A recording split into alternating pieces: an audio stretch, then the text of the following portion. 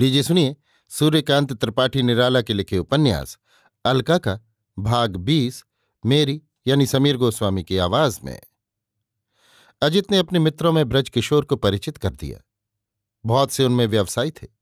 उन्होंने बाजार में ब्रजकिशोर की दलाली चलवा देने का वचन दिया और पूरा भरोसा भी कि 2-3 आदमियों के गुजर को वो महीने भर में कमा लिया करेगा।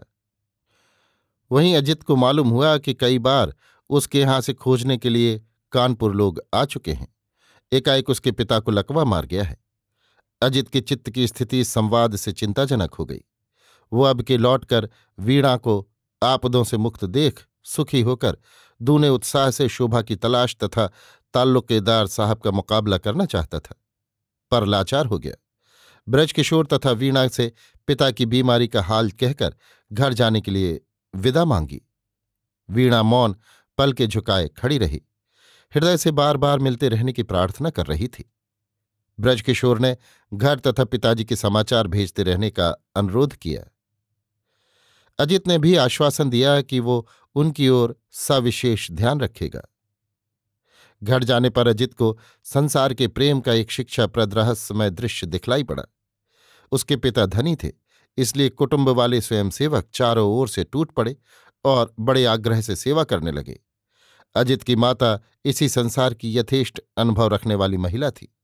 उन्हें समझने में देर न हुई कि अजित के चाल चलन से नाराज उसे परित्याग करने वाले उसके पिता की इतनी सेवा क्यों हो रही है। हर स्वयंसेवक एक ही उद्देश्य लेकर घर से चला था। यहां ऐसे बहुत से एक ही भाव वाले एकत्र हो गए। तब सेवा में सुविधा के स्थान पर असुविधा होने लगी। अजित की माता ने पति को सेवकों का मर्म समझाकर अजित को बुलाने की आज्ञा मांगी। रोगग्रस्त पिता को भी अंतिम बार के लिए पुत्र को स्नेहाशीर्वाद दे जाने की इच्छा हुई और अजित को बुलाने की उन्होंने आज्ञा दे दी। पहले कई बार वो कानपुर में नहीं मिला। उद्देश्य से असफल हो जब जब आदमी लौटे, कुटुंब के लोगों ने तब तब उसके संबंध में अद्भुत अद्भुत खबरें उसके पिता को सुनाईं। किसी ने कहीं अखबार में पढ़ा था कि वो बंगाल के बागियों में मिला है और जो इधर यहां डकैती हो गई है उसमें एक मुखबिर बन गया और उसने अजित का भी नाम लिया है। किसी ने कहा तब से अजित चंबल के किनारे खोहों में पड़ा रहता है। एक बदमाश वहां से छूट कर आया है, वो बतलाता था। किसी ने कहा पुलिस 3 बार उस पर हमला कर चुकी पर वो पकड़ में न आया, दोनों हाथ दनादन गोलियां चलाता हुआ निकल गया, आदि आदि। इससे पिता की व्याधि में कैसी सेवा हुई, सहज ही अनुमेय है। माता ने निकालने की कोशिश की पर असफल हुई। सब निकट संबंधी थे। कुछ लोगों ने खुलकर कह भी दिया कि हमारा घर है, आपको तो सिर्फ भोजन वस्त्र पर अधिकार है। माता रोकर आंसू पोंछ लेती थी। पुत्र का संवाद बिल्कुल झूठ है ऐसा वो नहीं सोच सकती थी, जबकि उसके ऐसे ही चरित्र का एक प्रमाण उन्हें मिल चुका था। जब स्वयंसेवक लोग रोगी के शीघ्र मरने की प्रतीक्षा में थे और माता डरी हुई गृहस्वामी की सतर्क सेवा में, उसी समय अजित ने दरवाजे पर अम्मा अम्मा कहकर आवाज दी। माता ने पुत्र को दुखी हृदय से लगा लिया और विपत्ति की कथा एकांत में ले जाकर सुनाई। दूसरे दिन से स्वयंसेवकगण मकान खाली कर कर अपना रास्ता पकड़ने लगे। इतना एहसान अजित पर रखते गए कि उसके पिता की सेवा के लिए कोई नहीं था। अपना बनता काम बिगाड़कर वे आए थे। बहुत दिनों तक, पूरे 2 वर्ष अजित को पिता की सेवा करनी पड़ी। अच्छे अच्छे डॉक्टर बुलाकर उसने इलाज कराया, पर कोई फल न हुआ। धीरे धीरे उनका स्वास्थ्य टूटता गया। बहुत पहले ही देहांत हो चुका होता। अजित की तन्मय सेवा के कारण इतने दिन झेलते रहे। क्षीण से क्षीणतर होती हुई एक दिन सदा के लिए सांस रुक गई। यथारीत अजित ने क्रियाकर्म किया। पिता की बीमारी के समय दवा के लिए अजित को प्रायः कुछ कुछ रोज बाद कानपुर जाना पड़ता। वीणा से मिलने को प्राण व्याकुल उद्ग्रीव रहते थे। रोगी की सेवा से थका अजित वीणा से मिलने पर पूर्ण स्वास्थ्य का अनुभव करता, जैसे प्राणों के अंत प्रदेश से एक नई विद्युत स्फुरित होकर नस नस को शक्त तेज कर देती हो। फिर दूने उत्साह से सेवा करने को तत्पर हो जाता।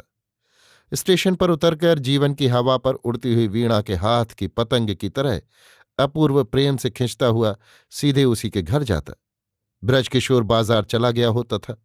अकेली वीणा उच्छ्वसित हो हंसती आंखों द्वार खोलकर स्वागत करती, घर का हाल पूछती और पलंग पर बैठाल खुद पास जमीन पर बैठकर उसके प्रश्नों की सहृदय झंकार से मधुर मधुर बजती रहती।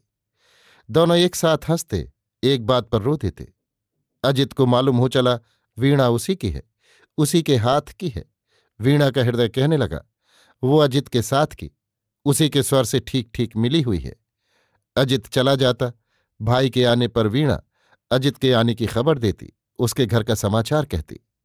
ब्रजकिशोर को भी मालूम होने लगा दोनों एक दूसरे को प्यार करते हैं। नवीन उसके जैसे ख्यालात बंध रहे थे। नई जो रोशनी उसे मिल चुकी थी, उसमें दो खिले फूलों का गले गले मिलकर एक ही हवा में एक ही डाल पर झूमते रहना वो देखना चाहता था। उसे विश्वास था इस रोशनी से खुला हुआ अजित अपने पास वाली दूसरी कली को भी एक ही प्रकाश दिखा चुका है। इसलिए कभी कुछ कहकर उसने बहन का चित्त नहीं दुखाया। एक रोज पिता के स्वर्गवास के पश्चात अपने पथ के पूरे निश्चय से अजित वीणा के यहां गया। वीणा उसी के ध्यान में तन्मय थी। तुमसे एक बात पूछूं? आसन ग्रहण कर अजित ने प्रश्न किया। सरल आग्रह से वीणा प्रश्न सुनने को एकटक देखती रही। मैं तुमसे विवाह करना चाहता हूं और आज तुम्हारे भैया जी के सामने प्रस्ताव रखूंगा।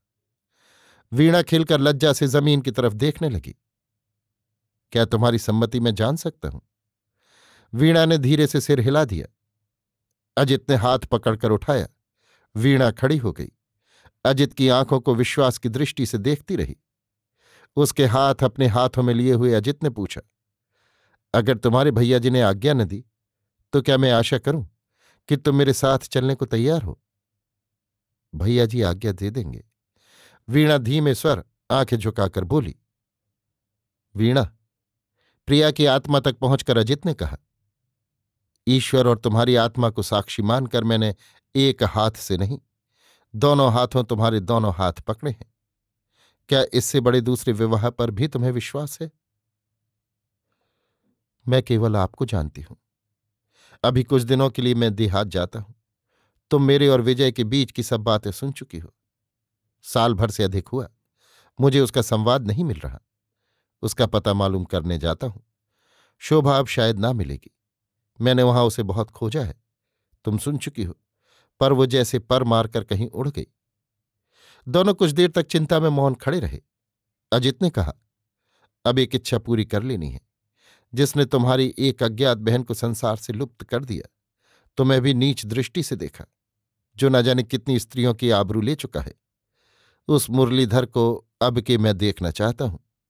मेरे साथ तुम्हारे रहने की जरूरत हुई तो तुम्हें चलना स्वीकार होगा? वीणा ने अब के भी धीरे से सर हिला दिया। उसके दोनों हाथ अजित ने हृदय से लगा लिए। मुस्कुराकर कहा, लेकिन तुम्हें ये वेश बदलना होगा। लजाकर सर झुका वीणा हंसने लगी। उज्ज्वल सौंदर्य का ये लावण्य भार एक बार, दो बार, अनेक बार देखकर देखने की न भरी आशा भरकर अजित वीणा से विदा हुआ। अभी आप सुन रहे थे सूर्यकांत त्रिपाठी निराला के लिखे उपन्यास अलका का भाग 20 मेरी यानी समीर गोस्वामी की आवाज में।